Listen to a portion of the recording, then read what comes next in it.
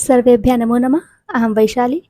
आज मैं आप लोगों को संस्कृत से जुड़ी कुछ ऐसी चीज़ें दिखाने जा रही हूँ जो कि भगवान दीन आर्य कन्या स्नातकोत्तर महाविद्यालय की छात्राओं ने बहुत ही रचनात्मकता के साथ उन्हें प्रस्तुत किया है।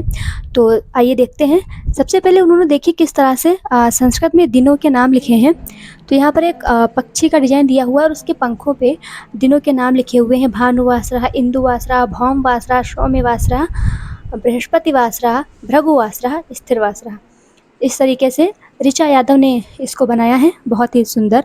उसके बाद छात्रा ने रंगों के नामों को संस्कृत में लिखा है और जो रंग उस पे लिखा हुआ है उसी कलर की उसने एक तितली बनाई हुई है, जिससे आपको बहुत आसानी से पता चल जाएगा कि किस रंग की बात हो रही है। पीतवर्णा पीला, कौशुंभवर्णा केसरी, धूमलाह हो जाएगा नीला, सुवर्णा हो जाएगा सुनहरा, और रजता मतलब हो जाएगा चांदी की जैसा। इसके बाद हमारे संस्कृत में कुछ उपसर्ग आते हैं जो कि निरुक्त में दिए हुए हैं और कई जगह पे दिए हुए हैं। तो वो यहाँ पर आते हैं उपसर्ग, उनका भी बहुत ही सुंदर तरीक़ों से बनाया गया है।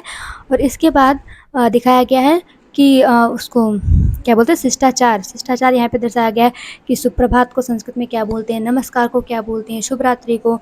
इसी तरह क्षमा कीजिएगा को क्या बोलते हैं, तो क्षमा कीजिएगा को बोलते हैं क्षम्यताम, स्वागतम। इसी तरह जिसको जो जो बोलते हैं वो सारी चीज़ें इस पे दिखाई गई हैं बहुत ही सुंदर तरीके से। उसके बाद में छात्रा ने संस्कृत में गिनती लिखी हुई है और वो भी बारिश की लिखी है, एकम द्वे त्रय ऐसे करके पूरी संस्कृत में इन्होंने गिनती लिखी है।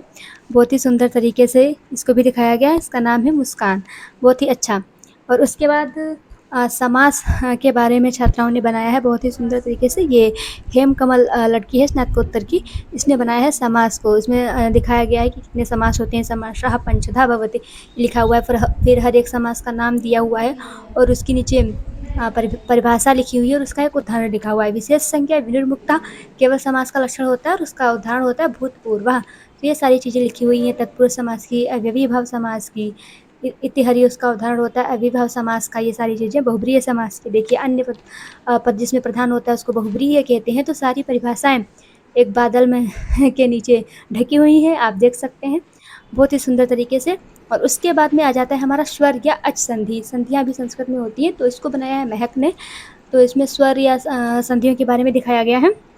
तो एक चक्र के माध्यम से सबसे पहले संधि आती है, फिर जैसे आप चक्र को घुमाएंगे संधियों के नाम यड़ संधि, अयाधि संधि, ये सारी चीज़ें आएंगी। उसके बाद सूत्र आते हैं और उनके अर्थ आते हैं कि इको यड़ सूत्र होता है उससे क्या होता है, वो भी हिंदी में लिखा है इसने। और उसके बाद में एचो अयवायवा जो सूत्र होता है उससे क्या होता है, कि जिस सूत्र का नाम लिखा है फिर बाद में उस सूत्र से क्या होता है, सूत्र की परिभाषा क्या है, ये सारी चीज़ें उसने संस्कृत में सूत्र लिखा और हिंदी में उसकी परिभाषा लिखी है। तो इस तरीके से जब बच्चे पढ़ते हैं तो बहुत आसान हो जाता है उनके लिए पढ़ना। उसके बाद हमारे संस्कृत में एक आते हैं आचार्य विश्वनाथ जी, साहित्य संप्रदाय के ये हैं। तो उन्होंने कि किस चीज़ को क्या माना, यह बहुत अच्छे तरीके से दिखाया गया है कि इन्होंने अलंकार को कटक कुंडल आदिवत माना है, गुण को सौर्य आदिवत माना है। तो ये सारी चीज़ें दिखाई गई हैं। उसके बाद संस्कृत में कौन क्या है, एक ईश्वर है, 2 पक्ष हैं, 3 अनादि तत्व हैं, 7 धातुएं हैं, 8 अष्टांग योग हैं। ये सारी चीज़ें इसमें दिखाई गई हैं 12 तक। 12 हमारे आदित्य हैं, 11 उपनिषद हैं। वैसे तो 108 उपनिषद है पर 11 जो प्रमुख उपनिषद हैं उनका इसमें वर्णन किया गया है।